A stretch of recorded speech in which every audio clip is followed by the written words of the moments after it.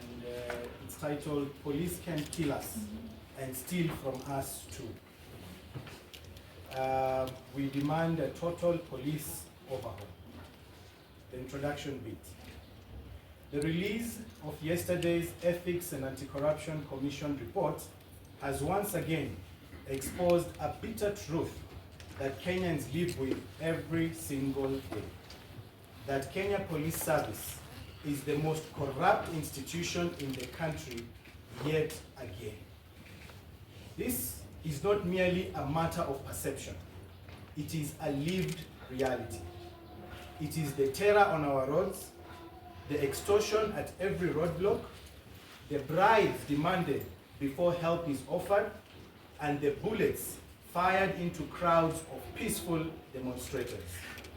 The police do not just steal from us, they kill us too.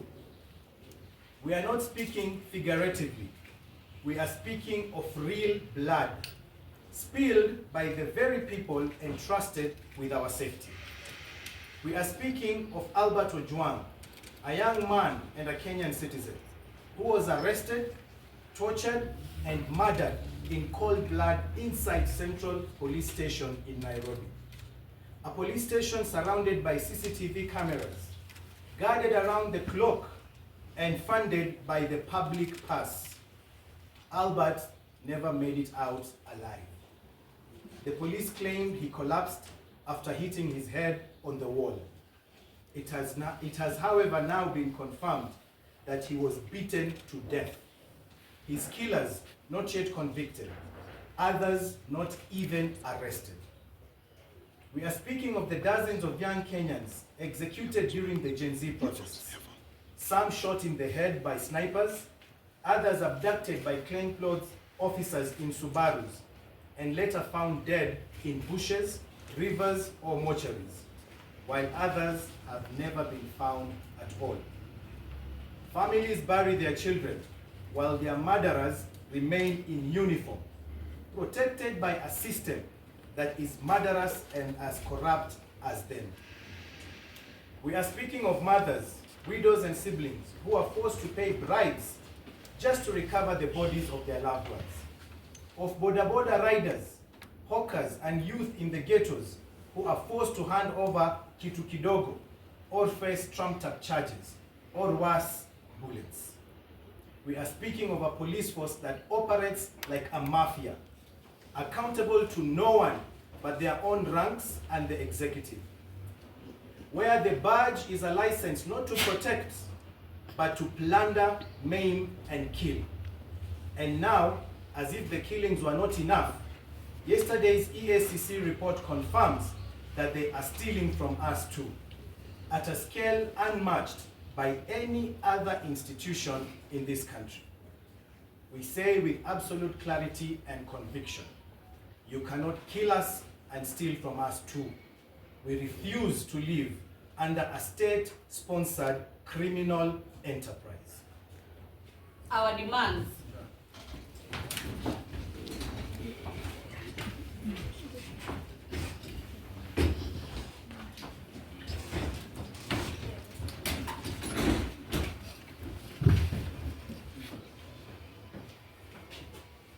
Our demands. With the above background, we, the undersigned organization led by Vocal Africa, demand an urgent, fearless, and total disbandment and recruitment of policies in Kenya. These demands are not suggestive, they are moral and constitutional necessity. Number one, disbandment the Kenya Police Service completely. This institution is beyond repair. No reform can serve it. It is irremarkable and must be dismantled entirely, and new people entirely policy model with a new name and uniform created from scratch. Evolve policy to region should be empowered to recruit, oversee, and discipline their own police service subject to national standard and public oversight. Demand number 3, raise the minimum entry requirement to KCSE seaplane. Policy must not be a dumping ground for depression. Raise the bar. Kenya deserve a service made up of professional, competent and educated ethics officers, not thugs in uniform. Whether possible, female officers graduates should be prioritized. Our demand number 4.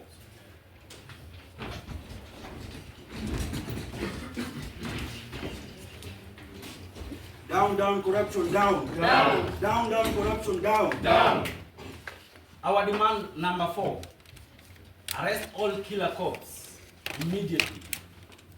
All officers are suspected of involvement in extrajudicial killings and enforcement disappearance must be arrested, prosecuted and permanently banned from our serving in any law enforcement capacity.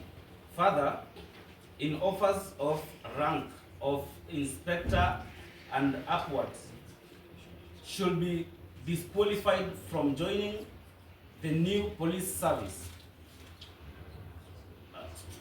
Number 5, strengthen the National Police Service Commission, NPSC.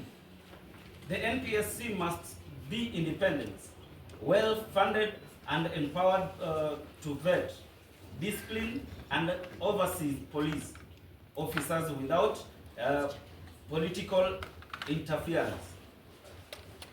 They must have the power to decline and check, to discipline and check all police officers, including overseeing promotions.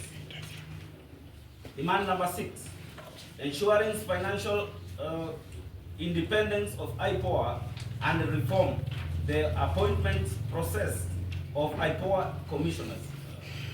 The Independent Policing Oversight Authority, IPOA, must be financially autonomous and have its leadership appointed by the NPSC,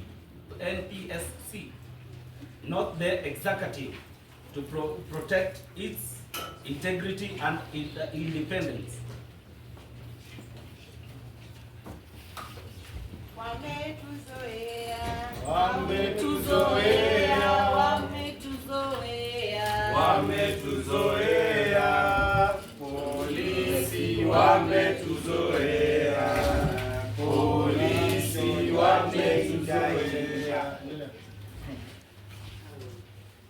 Our clarion call: if the police remain as they are, Kenya will never be free. Let us be clear. This is not just about corruption. It is not just about a few bad apples. It is about a state that has weaponized its police force against its own citizens. We are being robbed in broad daylight. We are being shot for raising our voices. We are being buried without justice. And still, we are expected to pay taxes, to obey laws, and to trust a government that has refused to dismantle the gang of killers it calls the police service. As long as the police force exists in its current form, Kenya will remain trapped in a cycle of violence, corruption, and fear. Human rights will remain a slogan. Justice will remain a luxury.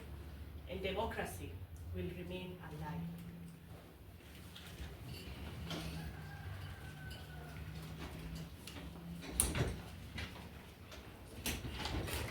Down, down, corruption, down. Down. Down, down, corruption, down. Down. Our final word: we will not be intimidated.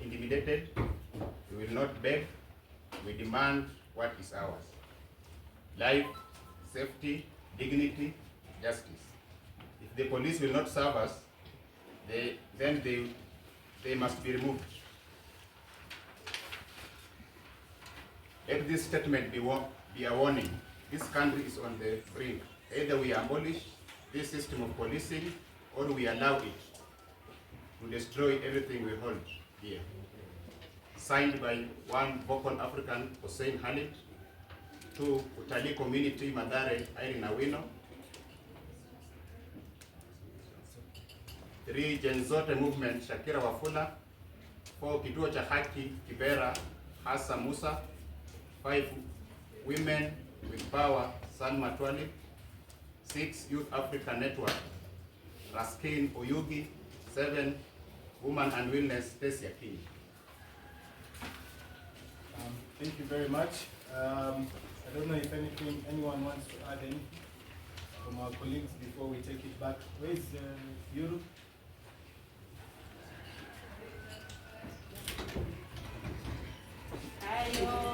Ayo mama, ayo ma, ayo mama, ayo ma, ayo mama, ayo ma, ayo mama. Nazakayo asikie, Nazakayo asikie, na sisi tumeungana, na sisi tumeungana. Mabadiliko yaja Kenya, Mabadiliko yaja Kenya. So mimi nitafafanua kidogo tu kwa Kiswahili ili watu wote wa Kenya wote tuweze kuelewa ni nini kinafanyika hapa hivi. Mwanzo nitaanza kumwelezea Mr. President jana aliposema kuna experience ya Uhuru Kenyatta, plan ya Uhuru Kenyatta, ideas za Moi na pia kuna nyingine alikuwa amesema ya Kibaki na ya Jomo Kenyatta. Sisi tunataka kuelezea bwana President hizo experience ambazo unazo, kila mtu anazo. Sisi sote watu wengi wamekwenda shule, watu wamesoma na kila mtu anaelewa nini anachofanya. Kwa hivyo usije ukaturingia kuwa uko na plani ya nani, sijui uko na experience ya nani. Kuna watu ambao wana experience zaidi yako lakini hawafanyi unachokifanya na wenzako. Sisi polisi tungeweza kuelezea kuwa disband, yani tuondoe kabisa kikosi cha polisi ambacho kinachofanya kazi sasa hivi yote. Cha pili ni kuwa tunataka sehemu mnapochukua polisi ikuwe ni sehemu nzima. Tuko na 47 counties. Kwa hivyo isiwe ni kaunti moja tu ndo polisi anachukuliwa. Polisi wachukuliwe katika kaunti zote. Na kama ni kupiga transfer isiwe ni polisi yule ambaye anaitwa whistleblower ndo anapigwa transfer kwa sababu ya kupewa nini? Punishment. Lazima wale afisa ambao wanazungumza, afisa ambao wanapewa kipaumbele, wao ni watu ambao wamesoma. Hakuna sehemu imesema polisi awe ni mtu wa kupata D ama E. Hiyo ni lengo la watu tu kujaribu kufanya polisi waweze kutumia force, waweze kupiga watu marisasi kwa wingi ili tufikirie hawana akili. Mna akili, kwa hivyo mwache kutucheza. Wale polisi wote ambao wamehusika katika mauaji, naomba Wakenya wote wanapaswa kushika sheria, wote wanapaswa kuingizwa ndani. National Police kwa sasa hivi haijakuwa strengthened mpaka sasa hivi. National Police ni kama jambo tu, ni kama it's just like a word. Kwa hivyo tungeomba wananchi, professionals, watu wote ambao wanajua institutions, mweze to make sure National Police Service iko strengthened kabisa. IPOA ni janga kubwa ambalo halipewi kipaumbele. Ila inapopewa kipaumbele kunakuwa na changamoto, maanake hawapewi nafasi yote ya wao kufanya nini kuweze kuzungumzia. Kwa hivyo tunawaomba Wakenya wote, tunakuomba President, lazima tukuombe, hatuna mwingine, uweze kuhakikisha kuwa polisi wanafanya jinsi inavyotakikana. Mambo ya polisi kuua watu, wa polisi kupigia watu simu, polisi kutumia social media kutuon haifai, maanake sisi wote ni wa Kenya na tunataka Kenya iendelee mbele. Sawa sawa? Shukrani. No. We'll be taking questions, so anyone with a question. Good afternoon, so mumeegemea sana polisi, lakini kwa hiyo ripoti pia kuna idara tofauti ambazo pia zinaeleza kuwa ziko corrupt kama vile